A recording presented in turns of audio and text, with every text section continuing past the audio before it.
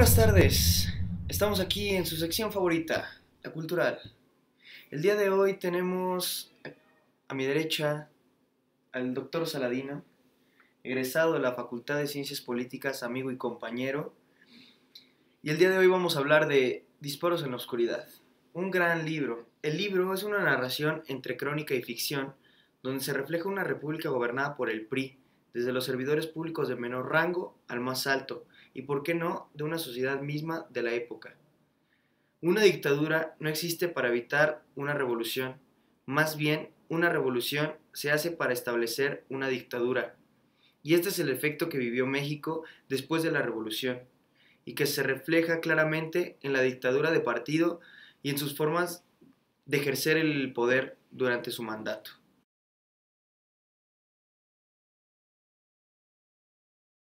La novela se divide en 15 capítulos entre julio y septiembre del 1977, en los cuales se narran las memorias de Díaz Ordaz, haciendo un vínculo entre el pasado desde su infancia, su sexenio y la situación actual que atravesaba en la narración. Soledad y olvido, aunado a un delirio de persecución que sería una constante en los últimos momentos de su vida. Doctor, ¿qué opinión le genera este gran libro? Bueno, antes que nada, Jorge, placer volver a estar en tu programa. Gustazo que estés aquí. Bueno, si recuerdas, este libro lo comenzamos a leer en la facultad, es un trabajo que nos dejaron. Hay una frase que me encanta del libro, dice, cito, hay un tiempo para obedecer y otro para mandar, sobrevivir sin leyenda. Los políticos solo sonríen cuando se habla de héroes.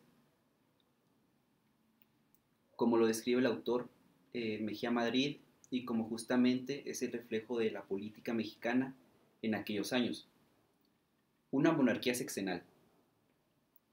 Es como muchos han descrito al sistema político mexicano, no solo por el poder que ostenta la figura del presidente, sino más bien porque su personalidad del mandatario en turno se convierte prácticamente en la política que seguirá la nación en esos 6 años.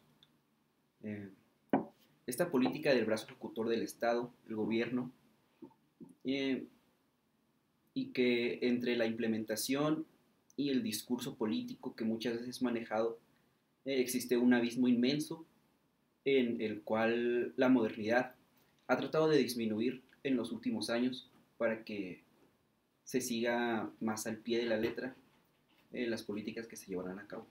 Díaz Ordaz fue un personaje que interactuó y se movió dentro de la política conforme a su época, con una personalidad que desde los inicios reflejaba ya una forma represiva al actuar.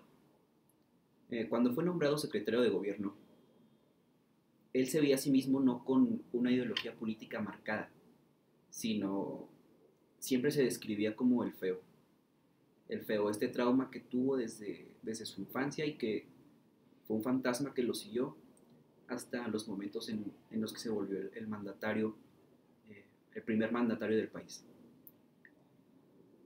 Él decía, el secretario de gobierno no debe de generar confianza, el secretario de gobierno debe de dar miedo.